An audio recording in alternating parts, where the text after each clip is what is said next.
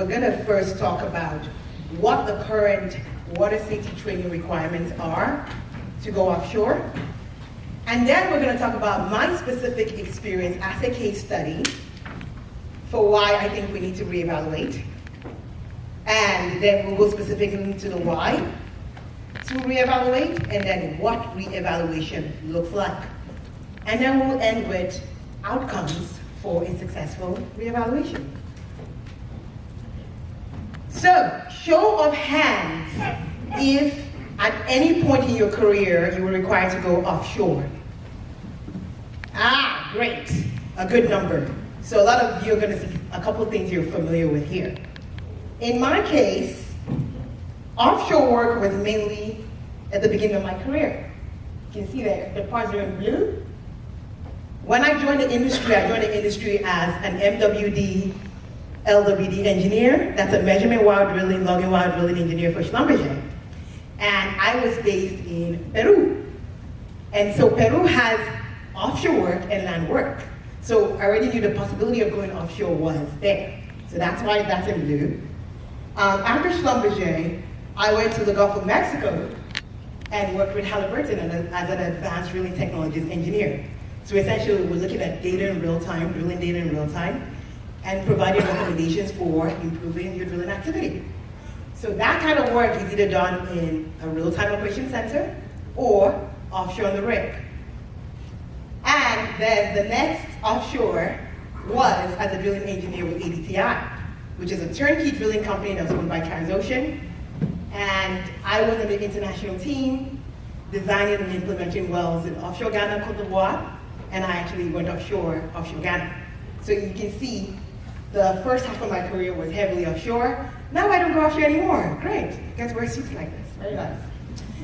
But being offshore meant I had to get certain water training certifications. And since a lot of you raise your hands, you're going to be very familiar with that. So one, you have to have, of course, your medical certification, to make sure that you're good and healthy to go offshore. And then you have to do BOSIET. Everyone remembers BOSIET? Yes, Basic Offshore Safety Induction and Emergency Training. By the way, we have an OPITO person in the room. So, yeah. So he'll be very, very familiar with this. So the number one thing we learned at BOSIET is what? We learned that as an industry, safety is our greatest priority. That's something that's drummed in to everyone who sits through this.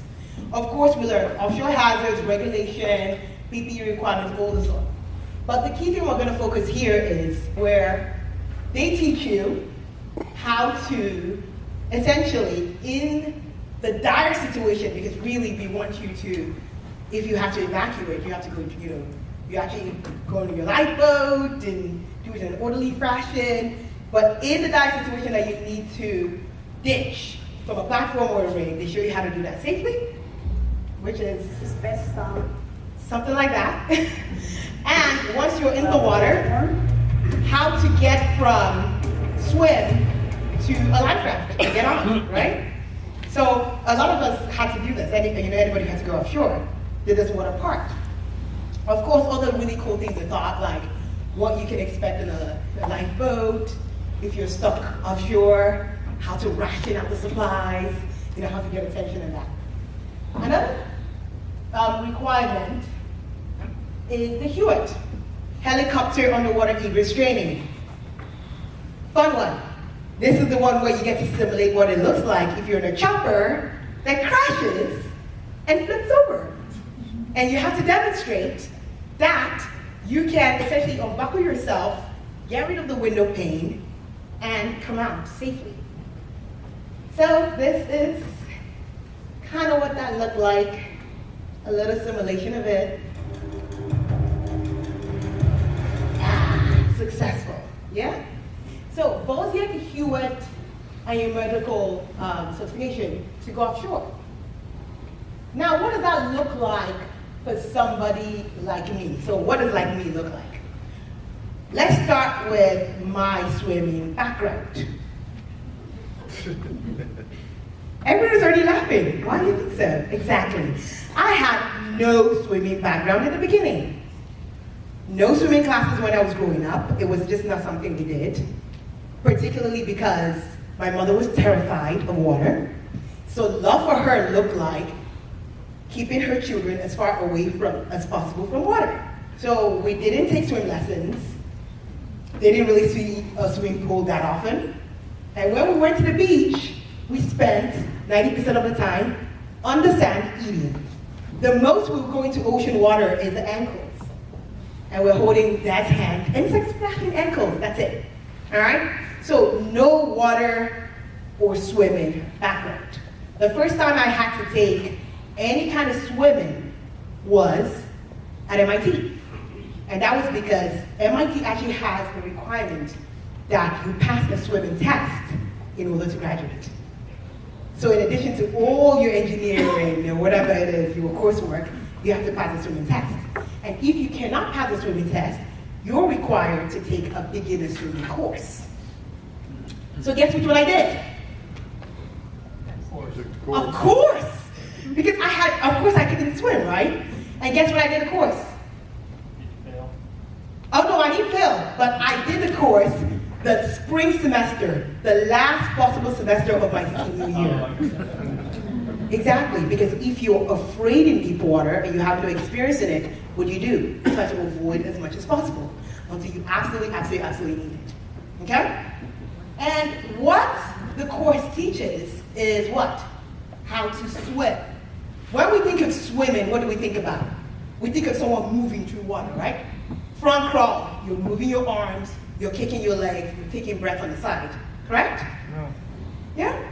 Or, butterfly or any other thing. It's usually movement. That's swimming.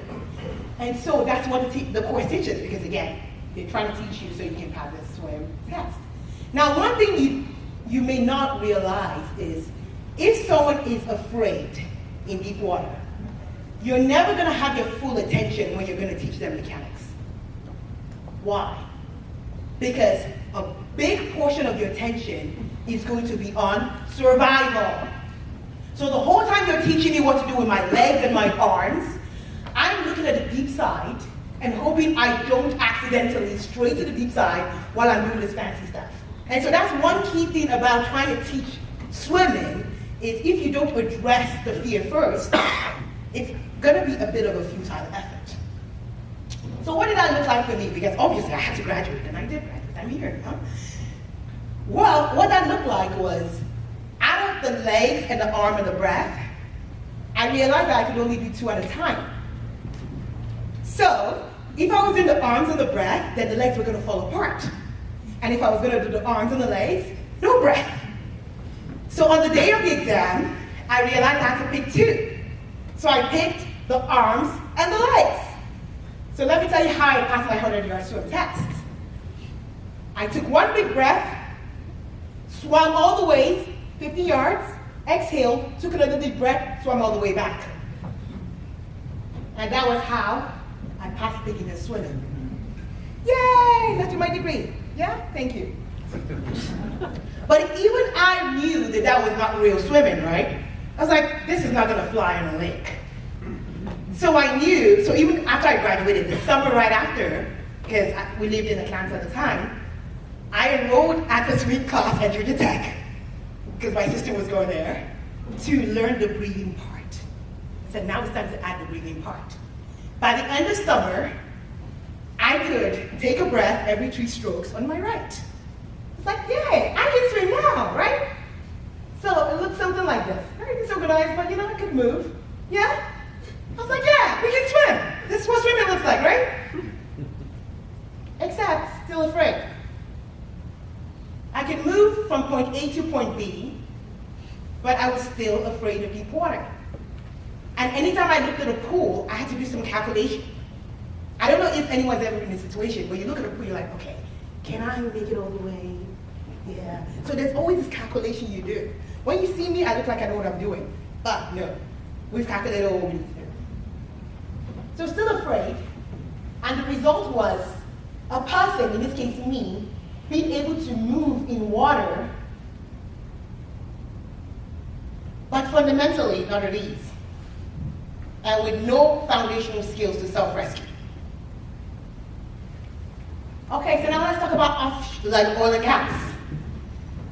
So I went to work, so Schlumberger recruited me right out of school. And you would think for someone who is terrified of water that I would not come to the offshore industry, but hey, I like their offer clearly. And my first deployment was to Peru. And because Peru was a location where you had a chance of going offshore or staying on land, we were provided with ocean survival training. There was a land portion, there was a dry land portion, and then there was an in-water portion. Now, dry land portion, that's easy. Anything that's academic, yeah, I can pass that easily. But in-water portion, do you know what the water was? The Pacific Ocean. They took us in a boat and they're like, oh, we're gonna demonstrate these skills in the Pacific Ocean. So check this out. Can you see that picture? You see that? Those are some of my colleagues. They were demonstrating something they had taught us. This idea that an individual person is hard to see in the water, correct? So the bigger the group, the easier it is to see by a rescue chopper. And so you can see them coming there trying to form a circle. Where am I? On the boats. Dry. Absolutely no chance I was going to jump into the Pacific Ocean when the only thing I've ever felt of ocean water was what? On my ankles. It was not going to happen. Thankfully, I didn't have to do any offshore jobs for Schlumberger in Peru. And so I was able to, I guess, keep my job. So we call that aborted. By 2007, I was with Halliburton in Gulf of Mexico. Now, if I'm going to go offshore, there's no way I was going to skip the skills, right? So this is where Bozier and he were really required. And one cool thing by this time I realized that life vests was like a superhero cape. The life vest gave extra buoyancy. And knowing this, I was able to don the life vest because it's something you're hammered on. The life vest, the life vest, life vest. That when I wear life vest, I have this extra buoyancy, so it made me more confident. And I was actually able to pass and obtain all my certifications. Because I wasn't panicked when doing it, because I knew, as long as I stay, I can do this, then I will eventually float to the top. And that was true. So I got my certifications, but still afraid. That underlying fear never went.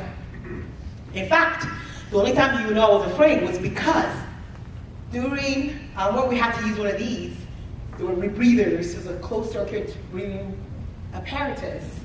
I freaked out. You know, I had claustrophobia when I put my head in the water, and it was a whole thing. And when someone reminded me, oh, you're gonna need this to go offshore, and I was like, okay. Took a couple breaths and we did it, and passed. All right, so now we're talking 2011. So remember, by 2007, I had my certifications, right? We're good. We started going offshore. 4 years later, in my own time, my best friend was getting married in Kauai, Hawaii, gorgeous place. And as part of wedding week, we decided we're gonna go snorkeling. Now, I know, remember, life vests are my friend, right? So look at this life vest, I know I'm okay. And we get these life vests, except that once I go into the water, I start hearing what? Bubbles. Bubbles. So I was like, that doesn't sound right. I go in again, I hear the bubbles, and I realize they were coming from my vest. My vest was leaking. So I went up to the lifeguard and I asked for another one, and he said, we don't have any others. If you're uncomfortable, you can stay in the shallow side. So what did I do? I stayed in the shallow side, in where I could stand, because there was no way I was going to risk my life, right? That was until everybody started coming back from the snorkeling excursion. Oh, we saw baby shark. The crew was so pretty. You know, and I'm thinking, I paid for this excursion. I would enjoy too, right? Wouldn't you want to? You know why? And I matched up and I insisted that I needed another vest. He kind of rolled his eyes and he threw his lifeguard rescue tube at me, and I was like, that was fine. Tucked it under my armpits and went out and saw some cool stuff. Came back 2 minutes later. Guess what? Life vest completely flat. So my life vest indeed was leaking. If I'd gone out with it, I most certainly would have been in a near drowning situation. So I call this a near miss. Because nothing happened, but it really could have. 2016, doing a project in Lagos, Nigeria, in my own time. I'm there for work, but this is my own time. This is a Saturday. We're at a hotel pool, no lifeguard on duty, and this gentleman here was doing the doggy paddle. Who knows the doggy paddle? Mm-hmm. Yeah, it's that little cool stroke you do where your head is above the water the whole time. And what is it, 2016? This is a good 11 years after my first swimming, right? And I still had that fear. And I thought, if only I learned how to do the doggy paddle, I'll be fine now. This is the answer. Because I felt, if your head is always above the water, what does that mean? That means you're always breathing. It's going to be like land. It's going to be like walking. So there will be no need to be afraid. That was the rationale. So if you don't tackle fear, you're always thinking of, what's the new solution, right? And so I asked him to show me how to do it. And he did. We did it on the shallow side.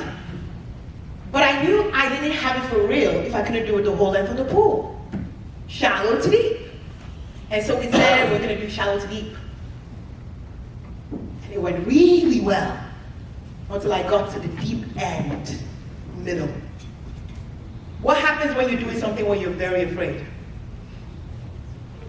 You're going super fast. You're going 3 times the pace. So I was using all my energy and I was completely depleted by the time I was in the middle of the deep end. My strategy at the time was, if this fails, I'm going to switch to the one I know, which is the front crawl, to make it all the way to the other end. But the front crawl requires you to kick. It requires you to pull. It requires energy. If you're depleted, what happens? You can't switch to any kind of mechanic. You can't switch to any front crawl. You can't swim at all. So guess what happened? I just submerged. That was the first time I've ever submerged in water. I actually did not know what I was like, wow. I did not have any kind of self-rescue skills. I did not know how to float. I did not know how to tread, nothing. Because swimming lessons before had taught me what? Motion. And so I was completely submerged, waiting for help that wasn't coming. I had actually come to the point where I realized, if no help comes, I'm going to die. I'm not dead, yay, thankfully. And that was because a random stranger who wasn't actually supposed to be there, here, checked out of the hotel, happened to be by the pool, and was the only person who actually knew how to rescue, and got me out of there. Near drowning. So, you have to ask yourself this question. If you've taken traditional swimming classes twice, remember MIT, Georgia Tech?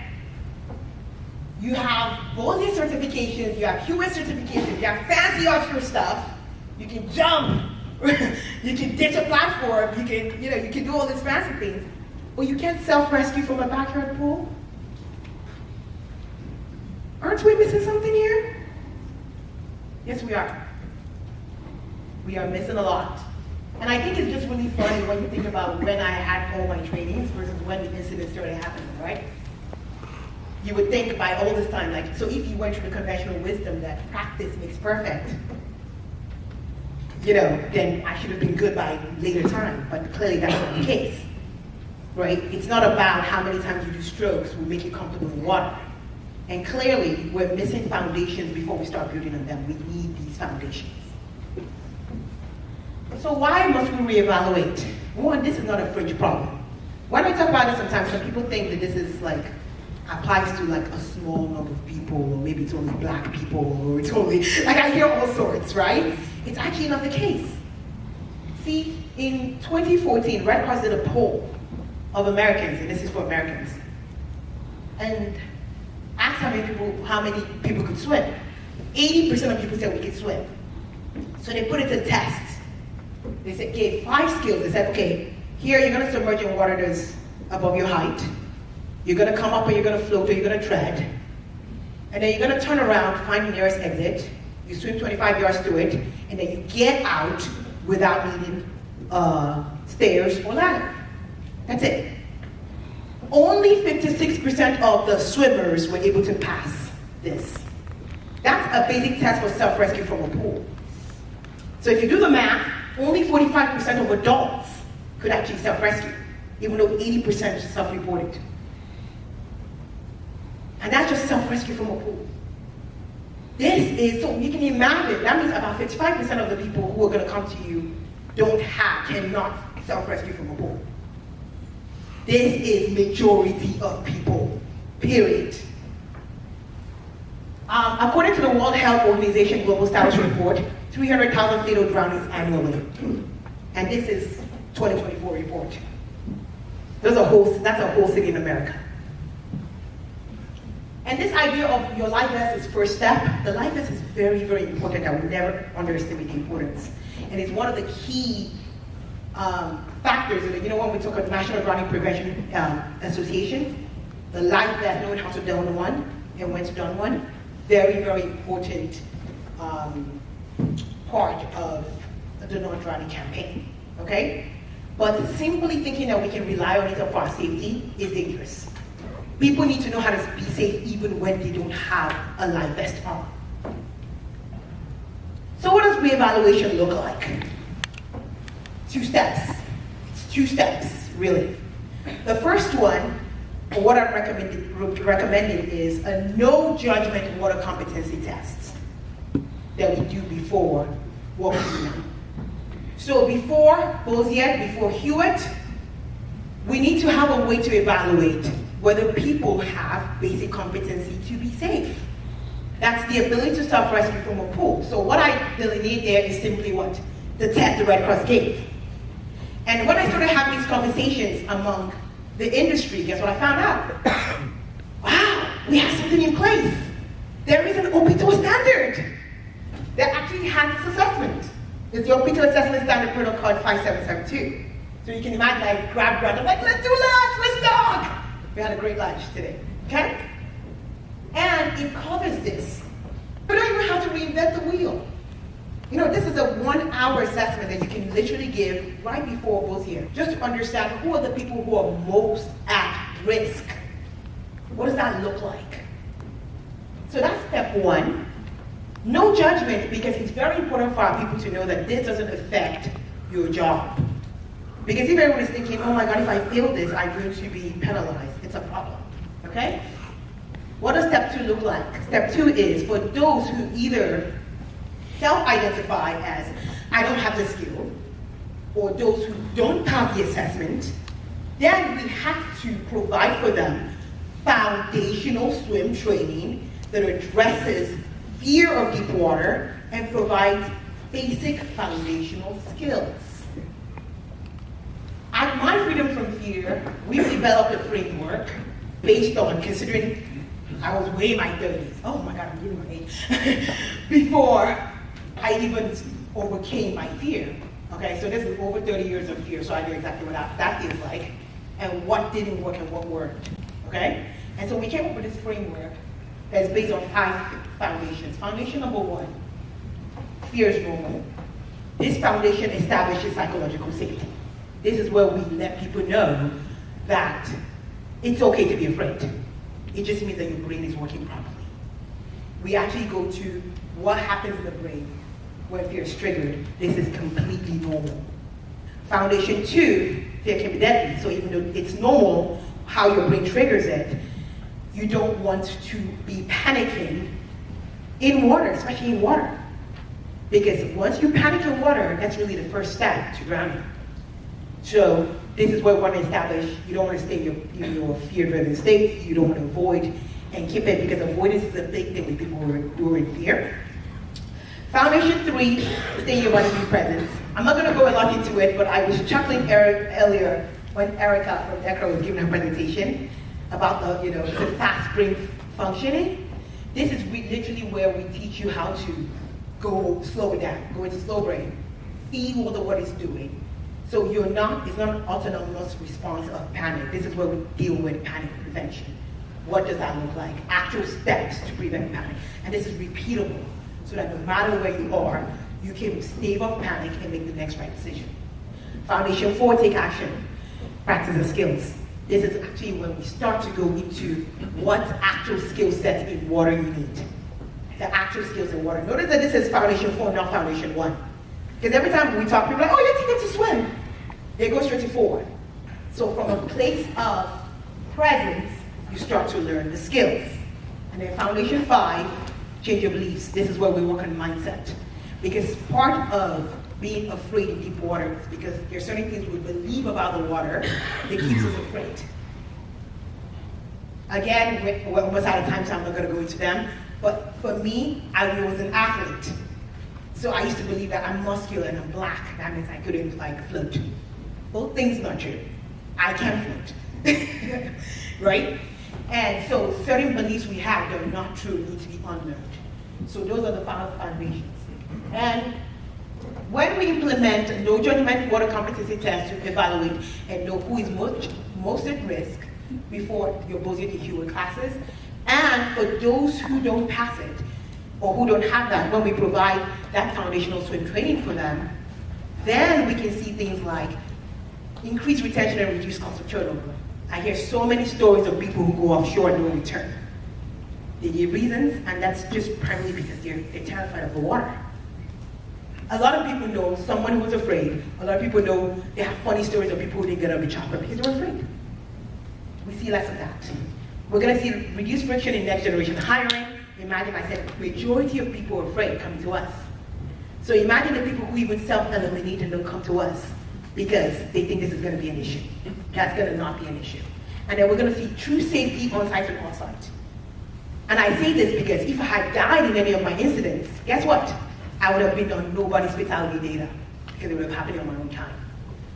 We need to care enough about our people to make sure they're safe off-site and on-site. Thank you.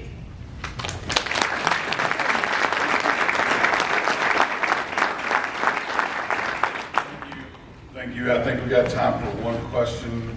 Chinua, so what does implementation look like of these, whenever you put this out there? I mean, right. What's the real time look like? Thank you so much for that question.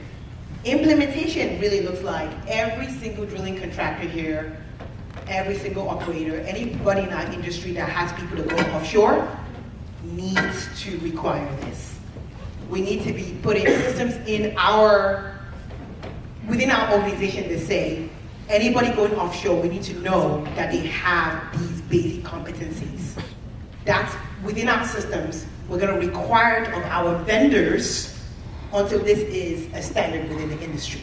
That is what implementation looks like. You know, Opito, like I was talking with Grant, we're very happy. Again, this is an industry thing. If the industry pulls for it, guess what happens? We can make it happen. So that's what that looks like. Everybody just needs to be active in saying, we want this assessment. We want to make sure everybody either checks this box on the assessment or have taken the course to make sure they have that in addition to the other requirements. Thank you. Thank you. But let's give a round of applause to